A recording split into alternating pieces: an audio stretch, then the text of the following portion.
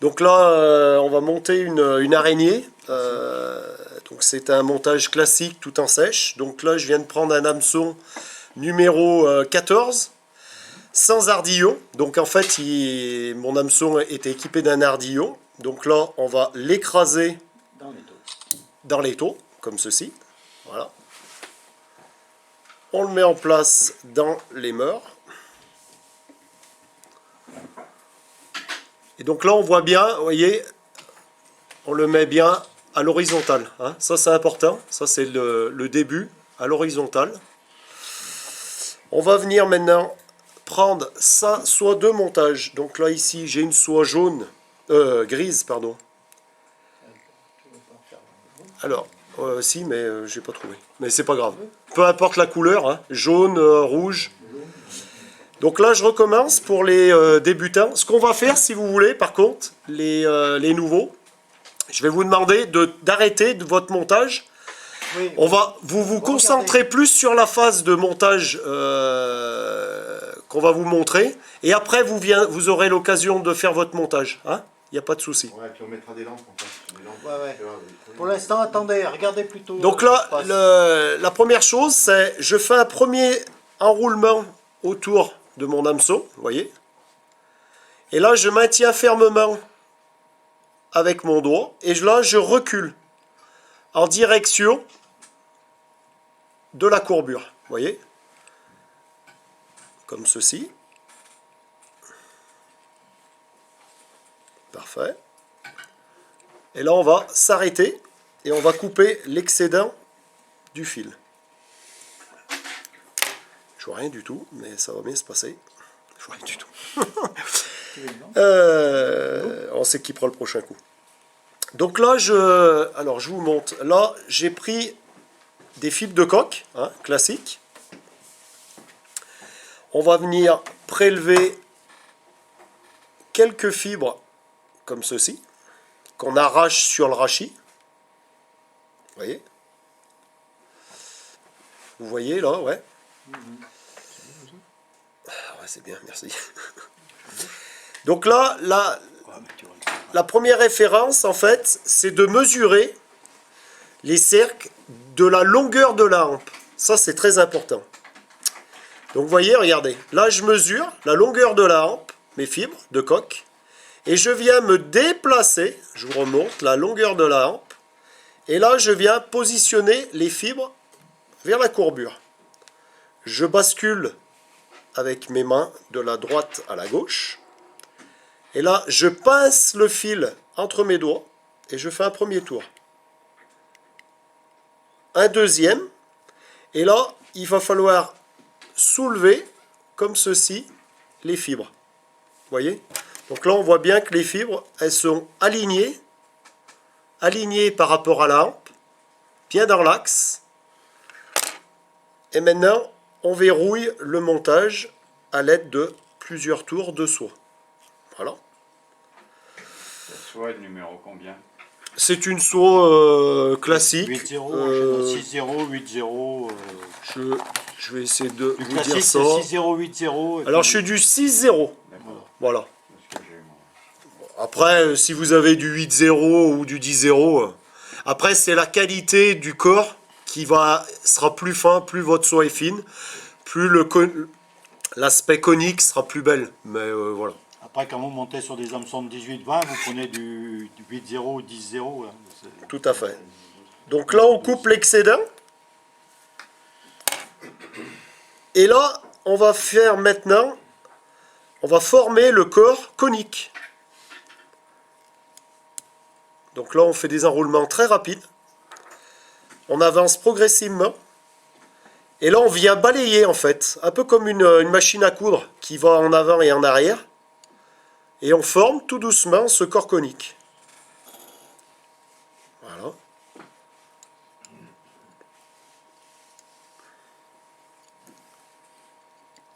Est-ce qui est plus important, la rapidité ou la tension? Les deux. Les deux. Surtout la tension. La tension, hein. Ouais. Toujours avoir, on va dire, 3 cm maximum de fil sorti de la bobine. Vous voyez, regardez. Jamais en avoir de trop. Parce que après, vous allez perdre la qualité de la tension, justement. Et la deuxième petite chose qui est importante, regardez bien, Parallèle. mon porte-bobine est parallèle à ma hampe d'hameçon. Ça paraît rien, mais au moins vous aurez un enroulement uniforme. Voilà. Donc je vais vite, mais je reste bien parallèle. Bon, là on va pouvoir s'arrêter. Donc vous voyez, hein, le corps est bien conique de la partie jusque là. Et là derrière on vient s'affaiblir, mais ça va être pour fixer en préparation sur la hampe le coq, la plume de coq. Alors la plume de coq. Une plume de coq, elle se compose de, on va dire, 3 parties. Alors attendez, il faut juste que je me cale bien. Voilà, là ça ira mieux.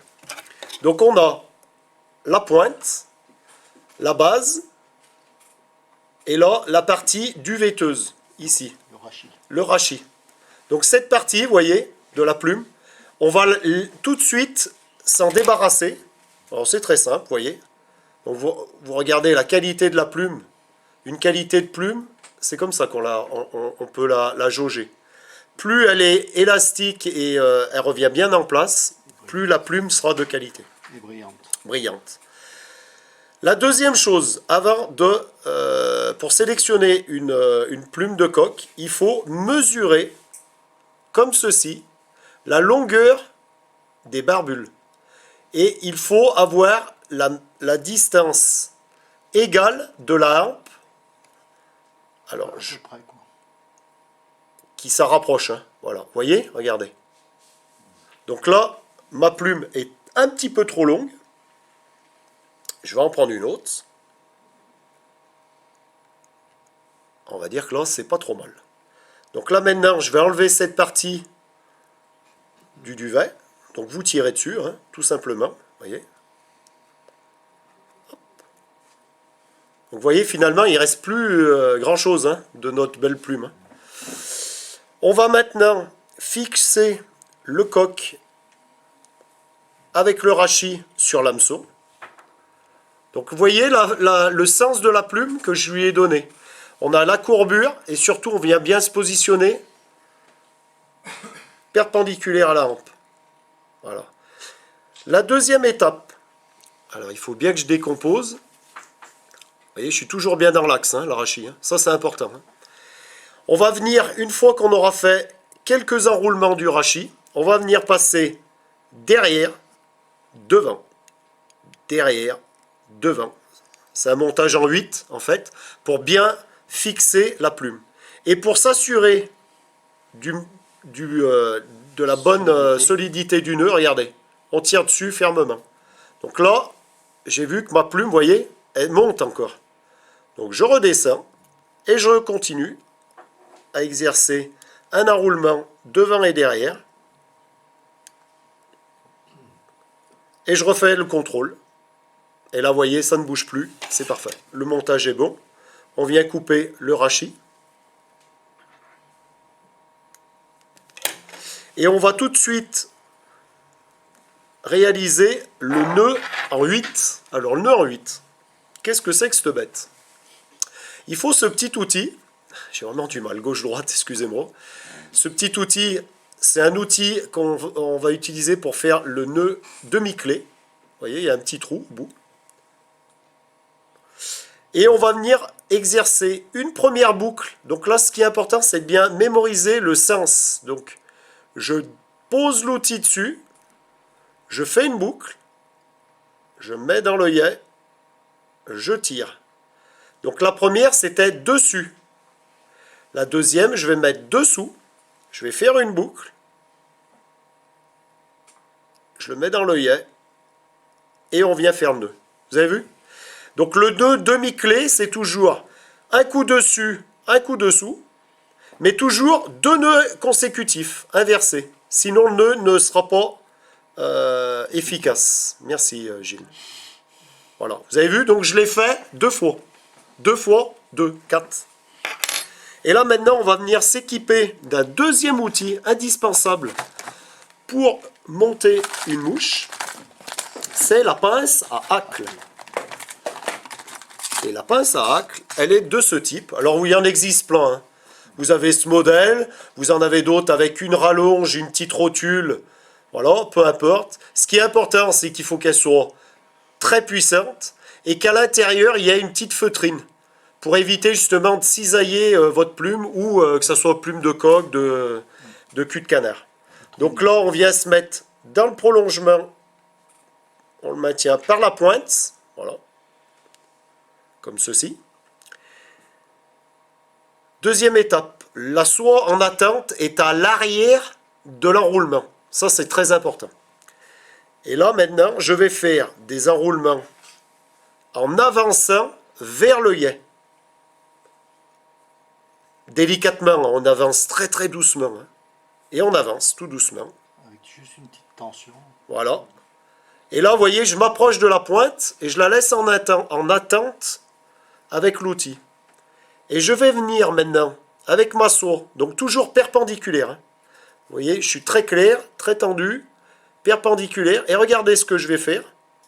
Je vais venir passer entre les fibres, je slalom en fait.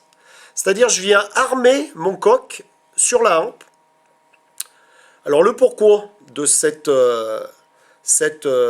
fixation ainsi, c'est qu'une truite ou tout autre poisson, bon, ils ont des dents hein, et ils vont malmener notre belle mouche.